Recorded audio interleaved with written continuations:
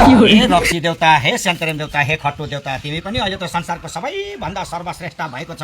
नानी बुढी सुतिरहेको ठाउँमा राति हुँदो आएर डाङडाङ र डुङडुङ गर्ने कुटाउने पनि तिमी, नालीमा लगेर कुकुरलाई जस्तो घप्पै सुताउने पनि तिमी, राम्रोसँगले मिलेर बसेको घरको परिवारको जोडीहरू चट्टै छुटाउने पनि तिमी, पेनमा मुताउने पनि तिमी। संसारको सबैभन्दा सर्वश्रेष्ठ भएको छौ। तिमीले गर्दाखेरि कतिजनाले मुटु गुमाए, कतिले फोक्सो गुमाए, कतिले आन्द्रा भुँडी गुमाए, कतिले कलेजो गुमाए, कतिले ज्यानै गुमाए, तर पनि तिमीलाई कसैले छोड्नु नसक्ने, नारीको पनि प्रिय, पुरुषको पनि प्रिय भएको छौ। तिमी त सबैको प्रिय भएको छौ। अहिले तिमी मरौदेखिको लिएर जन्मदेखिको लिएर पूजादेखिको लिएर घेवादेखिको लिएर बिहासम्म चल्ने तिमी।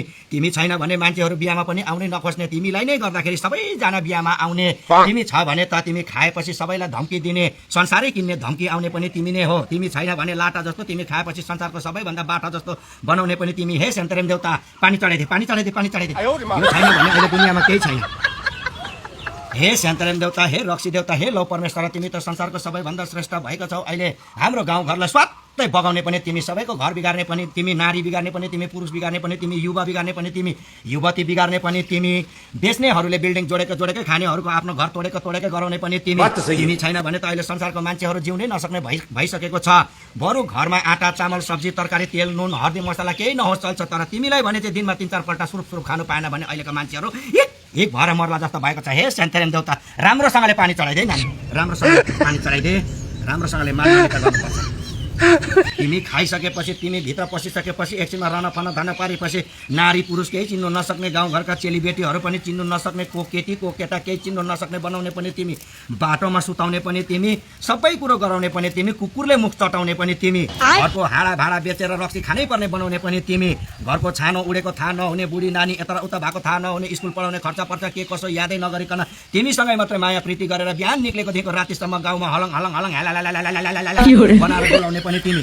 तिमी छ भने त सबैले म तिम्रो काम गरिदिन्छु भनेर अगाडि बढ्ने। अहिले संसारको सबैभन्दा सर्वश्रेष्ठ भएको छ तिमी, रक्सी देउता, तिमी खट्टु देउता, तिमी सेन्तेरेम देउता।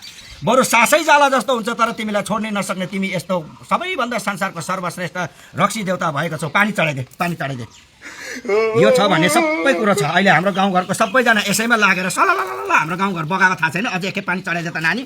ल तिमीलाई अब अन्डाले पनि पुजिदिनु पर्यो। हे रक्सी देउता, सबैको घरको छोराछोरी बिगार्ने पनि तिमी, आमा बाउले सबैले छोराछोरीलाई सिकाउने पनि तिमी, राति हुँदो आएर डाडङ र डुडुङ पारेर घरको छोरा बुहारी नानीहरूलाई चिल्रा बिल बनाउने पनि तिमी, बुढी पनि बिगार्ने तिमी, बुढा पनि बिगार्ने तिमी। सबै गाउँघर बाटोतिर सबैजना हेलालाई भएर आफ्नोको ससुराको दाजुको भाइको केही नचिनिकन बाटोमा हेलाला पक्ला जस्तो बनाएर हिँडाउने पनि तिमी। हे रक्सी देउता, फेरि पानी चढाइदियो, अन्डाले पनि ल। अहिलेको युगको त अमृत बरु मान्छेले पिउन खोज्दैन, तर अमृत भन्दा पनि सर्वश्रेष्ठ भएको छ तिमी सेन्तेरेम देउता। ल परमेश्वर, एकपल्ट फेरि धुप घुमाइदिनु पर्यो। लु पानी चढाइदे। मर्ने बेलामा पनि सास घिटी हुँदा पनि तिमीलाई एक बिर्को खुवाएरै मर्ने भइसकेको छ हाम्रो गाउँको मान्छे। ससुरालीमा पनि तिमीलाई चेपेर गएन भने दसैँमा टिका लगाएर पैसै नदिने भइसकेको छ। तिमीलाई अगाडिपट्टि लगेर देखाइदिएको छ भने त सासू पनि खुसी, ससुरा पनि खुसी भइराख्ने, सासू पनि खाने अनि ससुरा पनि खाने, ज्वाइँ पनि खाने भएकोले गर्दाखेरि ससुरालीमा गति देखाउने बनाउने पनि तिमी, नानीमा सुताउने पनि तिमी, पेनमा मुताउने पनि तिमी, बुढाबुढी मिलेर बसेको छ भने चट्टै छुटाउने पनि तिमी, राति हुँदो बुढी नानीलाई डङ मातेर आएर कुटाउने पनि तिमी। लौ परमेश्वर, पानी चढाइदिन्छु अब तितेपातीहरू गरेर।